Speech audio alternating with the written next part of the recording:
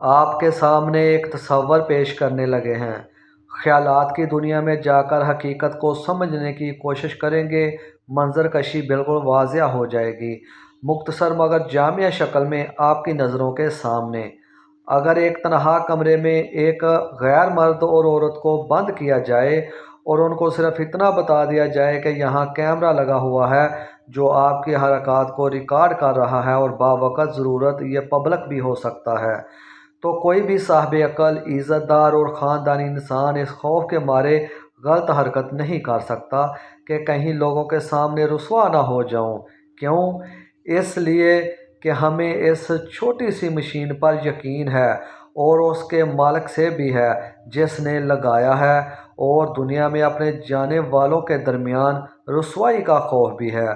حالانکہ یہ خراب بھی ہو سکتا ہے، بغیر کنیکشن کے بھی ہو سکتا ہے، بجلی کی خرابی بھی ممکن ہے، ریکارڈ ڈیلیٹ بھی ہو سکتی ہے، وغیرہ وغیرہ۔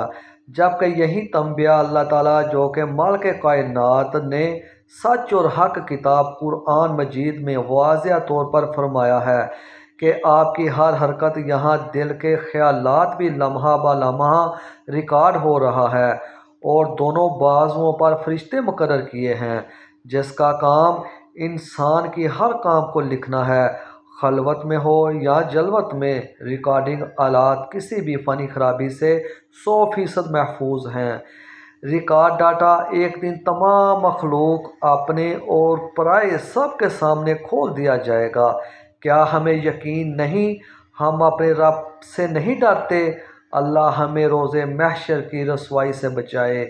آمین ثم آمین یا رب العالمین۔